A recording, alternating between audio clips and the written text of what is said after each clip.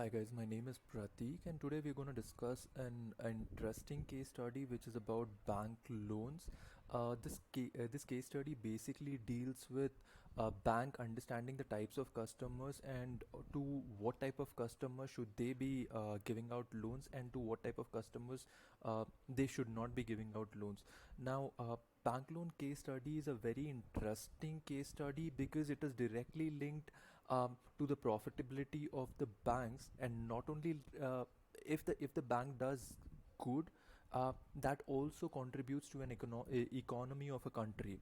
Now, this is not only important for the customers to select the right bank, but also for the banks to select the right customers so that they do not incur losses and the country grows or the GDP of the country grows. Now, let's move on to the next slide. So as we've already discussed, there are basically four types of decision that a bank takes depending on the client. It can either approve the loan, it can cancel the loan, it can refuse the loan, or unused offers is something wherein a customer has already been given an offer by the bank, a loan, but then he's refused to take that loan. Now, the the tech stack that we are going to use for our analysis is going to be Microsoft Excel. Now, this particular file, this particular yeah, over here, I have linked a file. Okay, linked to my drive. Now, this drive consists of four files. The first file, which is which was of the data set actually consisted of three files which were provided by the clients to us. The first one was about the application data, which had the application details of a particular client. Now, this involved various stuff such as his age, the number of years he's worked, and all the current details, the document details, and all those things. Now, this is about the loan. These are the applications, or these are the. It consisted of the features which are useful or which were provided for the current application. Now, the second data set consisted of previous application data, wherein it consisted of the details which the client would have submitted while applying for the loans previously. Now, the third file in this drive consists of a merge file. Now, for analysis, we had to merge the files so as to get the nuances or the insights from the previous application, so that it is easier for the companies or the bank to make a decision, having a history behind them. Now, this merge file consists of two files, which is application data and previous application data merged together. And the last file which this drive link has is correlation matrix, which is used to calculate the correlations or the relationship between each and other every individual feature with another feature. By segregating them into the people who have defaulted and the people who have repaid the loans. The approach that I followed for this project was, I took enough time because the data set was too huge, and it consisted of the first data set, which was the application data, consisted of almost around 122 columns, and dealing with such high data was a task. So I had to sit down, spend a good amount of time understanding the data, what columns mean, what columns I need, what columns I do not need, my initial analysis. Then the second step involved me handling the null values in the data set. The next part of this data pre-processing was finding out the outliers and feature selection. The third step, which was taken up in this process or in this project, was merging the two data sets together so that we can gain the insights from both the current application as well as the previous application as well. Then we started off with the data analysis. Then we started off plotting the graphs and understanding, so that it's easier for the clients to understand what are the factors that are driving the defaulters, or what are the factors that a bank should consider while giving out the loans to a customer. And the last point, we noted down some results which would help the bank to ease out their loan process, or to understand what type of customers they should be targeting and what types of customers they should be staying away from. Now, just a quick insight of the first file that we had received, which whose name was application data. It consisted of about 122 columns, about 3,07,000 rows, and there were about 64 columns that we had to deal with, which contained null values or the empty values. Now, this is the chart which shows the percentage-wise distribution of the features or columns which had null values greater than 50% in them. Now, straight away, we did have a look at them. There were a lot of columns which contained about 90, 95, 99% of empty values in them, and filling out these columns with any type of imputation other than having the details or the data um, um, on our end. Filling out 90 plus or 50 plus percent of data is just that, you know, we injecting some data which is fictional data. It does not, it is not a real data. So we went ahead and dropped out this 41 columns which had more than 50% of missing values in them. Next, we came into another column which was flag mobile. Now this flag mobile had just one value in them, in it, which was just one. And there was it actually had two values, which was 1 and 0, but the one, um, for the data point 1, there were about 3,07,510 values, and just one value for the segregation in it, which was the other part, which is 0. So this type of column, which consists of all the values or almost all the values containing just one record in them, does not make any sense for our analysis. So we went ahead and dropped a flag mobile feature as well. Post which we came down to a stage wherein, you know, we could analyze what features we could fill in null values for. Now, we are imputing the continuous features having the null values with the kind of approach that we followed for imputation was, we looked at the for numerical, we'll talk about the numerical columns first, or numerical features first. For numerical features, we first tried to find out if they contain outliers or no. And if they contained outliers, we used median as our imputation method for null values or empty values. And for categorical variables, we used mode as our imputation method. And for numerical values with outliers, we used a median. For the columns which did not have outliers in them, we could have used mean, but then we did not find any features or columns which wherein we could use mean to impute the values. And the decision was taken for median imputation, because median imputation is not influenced by outliers much as mean is.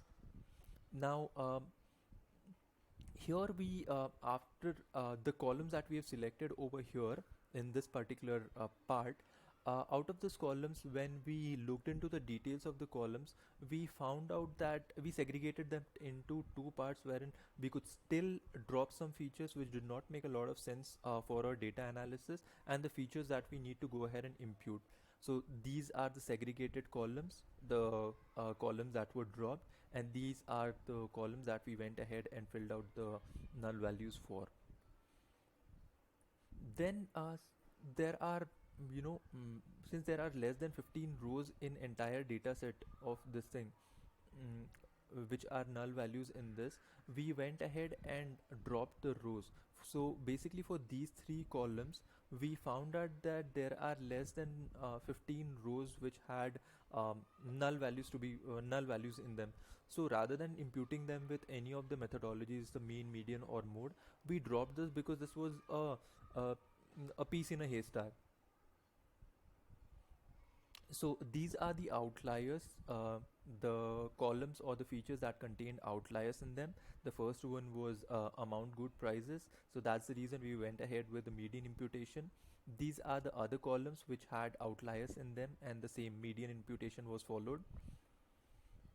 Now, these are the columns wherein the mean and the median was exactly the same. So we could call it we imputed by mean method, or we imputed them by the mode method.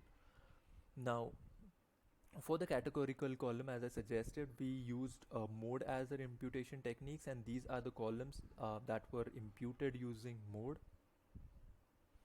Then these are the other columns which did not have which did not have null values in them, but contained outliers for the first data set, that is application data. And then we moved on to the second part, or the second file, which was previous application data. Now, this wasn't an easy task either. So the the previous application data, even though column wise it contained only 37 columns, but the data was huge, like really huge. So it consisted of about 16.7 lakh rows in it. But then Excel has a limitation that we can use only 10 lakhs 48,576 rows. So only these amount of rows were used for our analysis, because I could not find a run around with this using Excel. And for our project, the client's requirement clearly stated that we need to use Excel. Now, these are the columns which had null values in them, and the percentage wise distribution is shown out over here.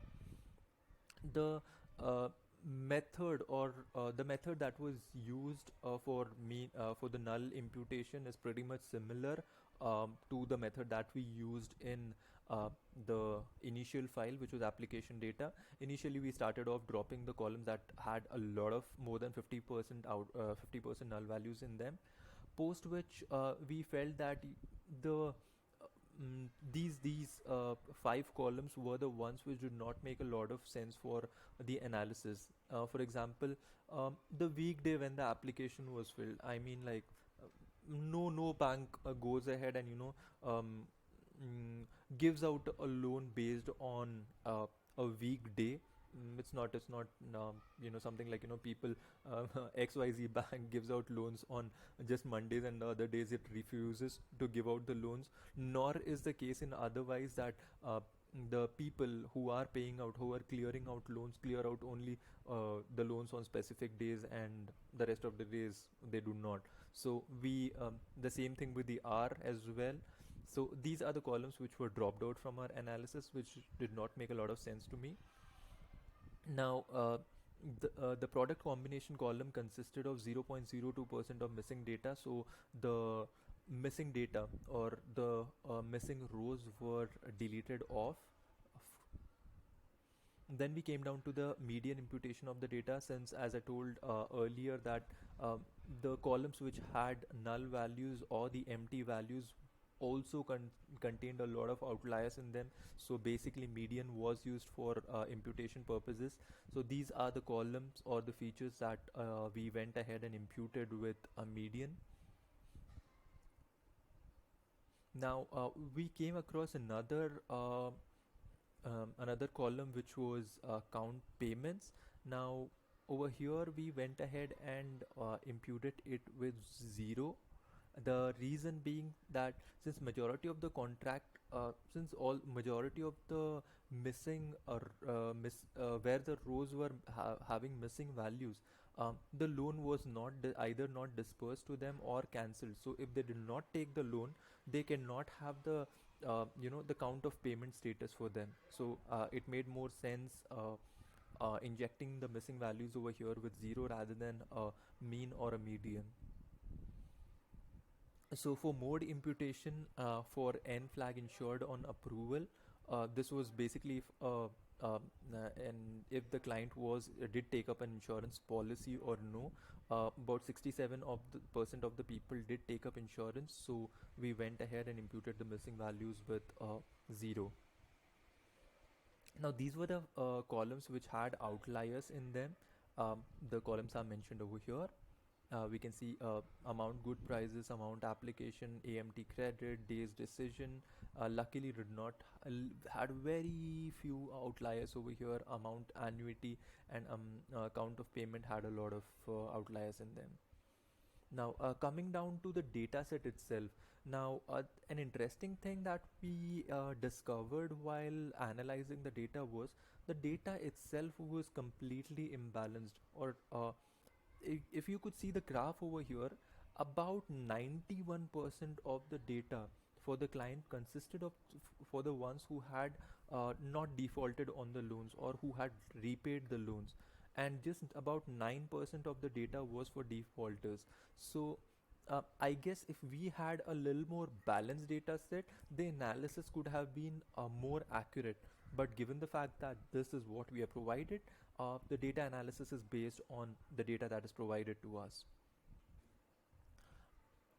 We over here we could have used synthetic ingestion techniques wherein we could have balanced out the data sets, but since this was the client's requirement was that we need to use only Excel for it.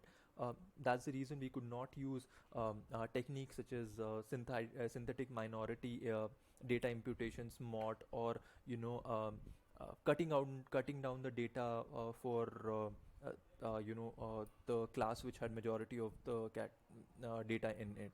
So we could neither use adding synthetic data to it, nor we could reduce the data from it, because 9% was very very less data.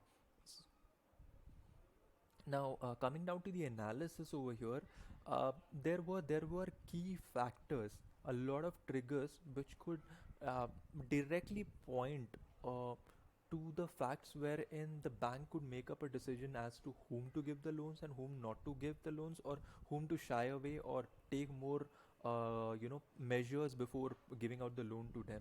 And one of those features was age. Now over here we clearly notice that majority of the loans were taken by people who were in their 30s to 50s.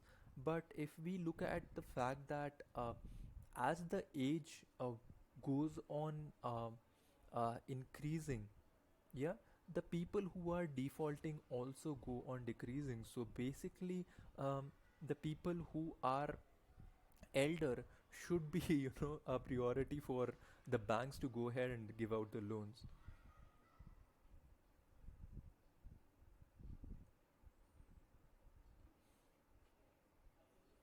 Then we came down to the employment. If you look at the same trend of the age also continued with the number of years a person is employed as well.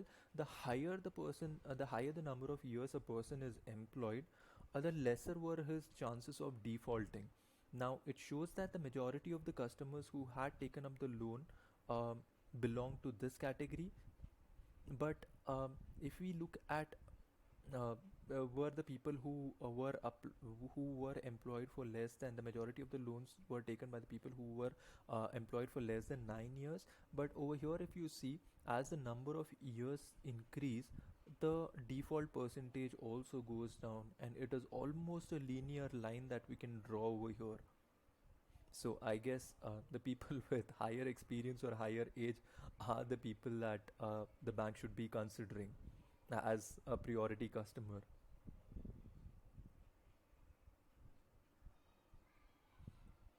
Then we also noticed that majority of the contract types that were signed were cash loans, and these were the loans again which the default percentage for cash loans stood at about 9%, and revolving loans stood at about 5.42%. So banks should consider providing out revolving loans as a priority rather than cash loans. The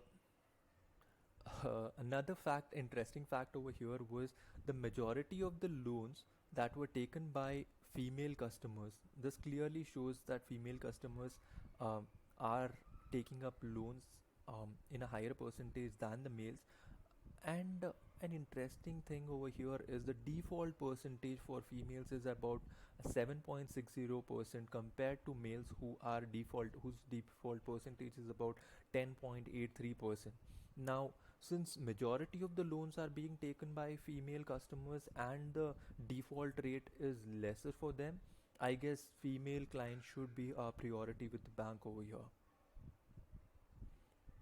Then this was the this states that who did the loan payer come down with, not too important of an analysis over here.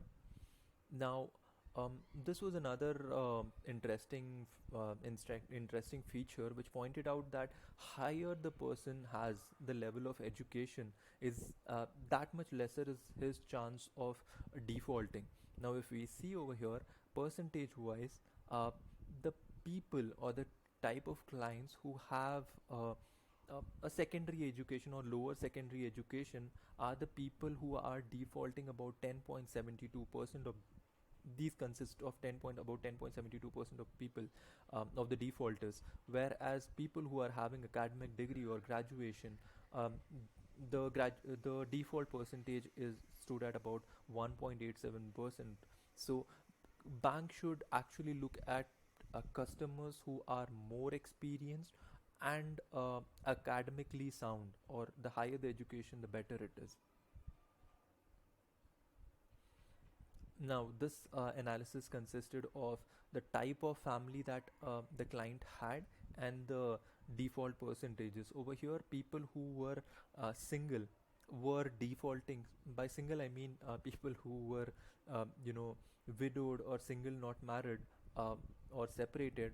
Their their percentage, their default percentage, stood way lesser than people who were married. Maybe this is because of the kind of commitments that come up after marriage. Maybe kids, maybe wife is more demanding, and God knows what not.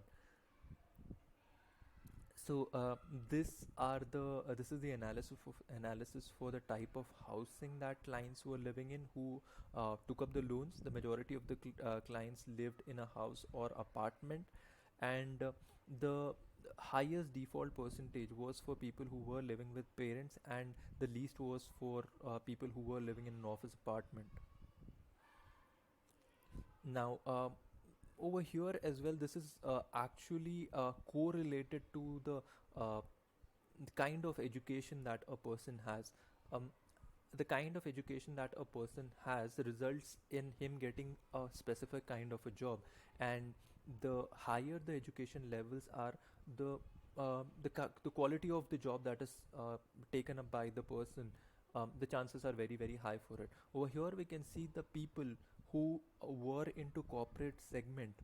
Yeah, so their default percentage stood at a lower level rather than people who were either drivers or low skilled laborers, or we could call them as a labor class people. Now this is the distribution of the loans taken according to the in organization type. Now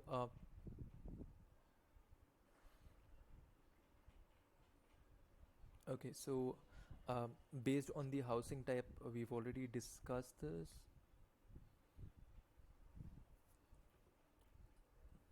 So majority of the loans that stood were taken between uh, 2 lakh 45,000 rupees to 5 lakh 45,000 rupees, and the default percentage was way lesser for the higher amount.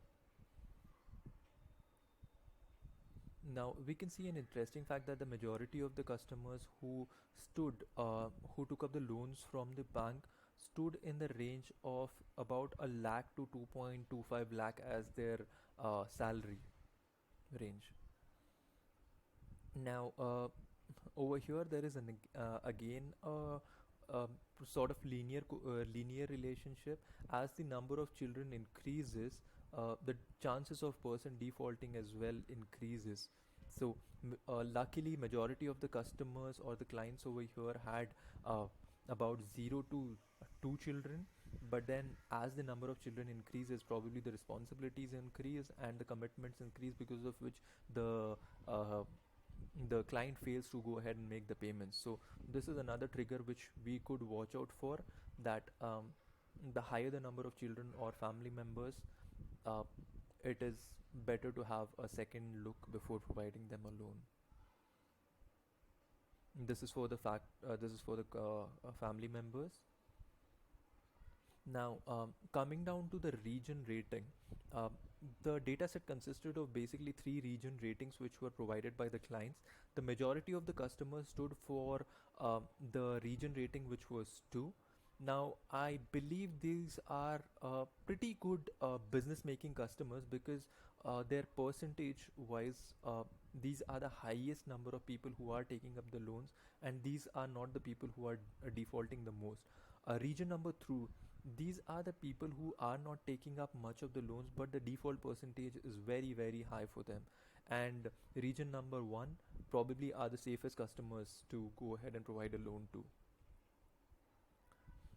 Now, a social circle as well determines what where the default ratios lie. So people in a def 30 count social circle between 0 to 5 were the people who defaulted the most, whereas 6 to 34 were the people who were not defaulting.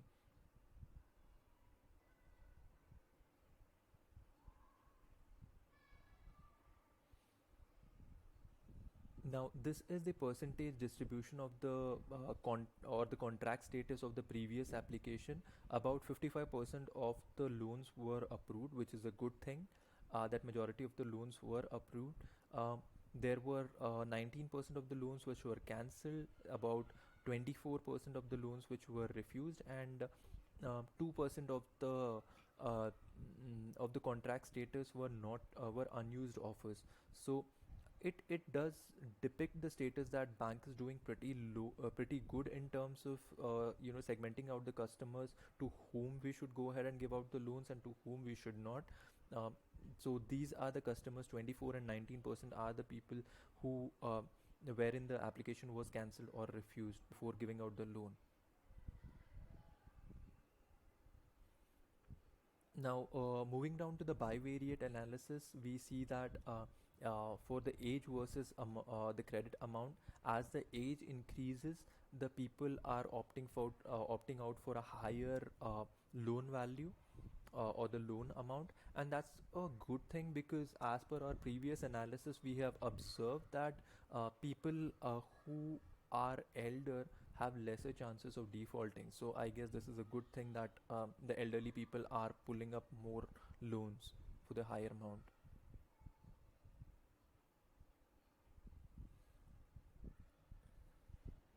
Now, this was the amount credited for the income type segmented by the target. Now, what type of loans were provided? We see that the pensioners and student has the least amount credited, but they do not tend to default, whereas uh, the people I guess this point over here that people on maternity leave or tend to default a lot, maybe because maybe that is because they do not have a job, or they do not have a steady stream of income because of their maternity leaves. Now, coming down to the correlation analysis, this gives us a fair amount of idea as to what column is or what feature is correlated with what other feature. For this analysis, we first went ahead and segregated the data into two parts, where in the first part was for defaulters and the second part was for non-defaulters. For the defaulters, these were the top 10 correlations, or the columns which had correlations in them. They are mentioned over here. And for repairs, this is the correlation analysis. Now, since the file had way too many features, it is hard to read out over here, but the file is provided in the Google Drive link, and these are the top 10 correlations. Now, coming down to the key insights, um, with the analysis, we could easily determine a few triggers which a bank can keep in their mind before providing out the loan. First is the age and the years of experience. The higher, the better, the lesser chances of defaulting. The second point stood at the education. The higher the education, the better it is. Again, the same thing. Qualified people tend to default lesser because maybe their income is higher. They have more social awareness that their CIBIL could be hit, um, and it does not make a good impression defaulting the payments. Male clients is something which we need to watch out for, and female clients should be our preferred customers. uh, corporate clients or people with higher education tend to get into corporate life, and these people are the ones who do not like, bank employees coming down to their place. And if they default, they do not want the bank employees coming down to the place and asking out for the loans and all those things, which could which could negatively impact the social status. So these are the corporate clients should be a safer bet compared to the labor class people. Now, people belonging to Region 3 had the highest defaulter percentage, so probably it's not a good. Um, we need to have a second thought before going ahead and providing out the loans to them. We could implement some stricter policies, some stricter verification before providing the loan to them. We also, as discussed earlier, we also see that as the age increases, the amount taken by the clients, the loan amount taken by the clients is considerably higher. And since the default percentage for the for the higher age people is lower, um, they are profit-making customers to us. They should be prioritized. Now, this data set, now coming down to working with this data set, it was really difficult because Excel started you know hanging a lot because the amount of data was really huge. And this helped me with a lot of things. This project helped me with a lot of things. First was handling such huge data set. I also learned how to merge two different files, work on them. It involved a lot of outliers and filling out null values in them, and the analysis carried out was pretty extensive for this. So that's it from my end. Thank you very much.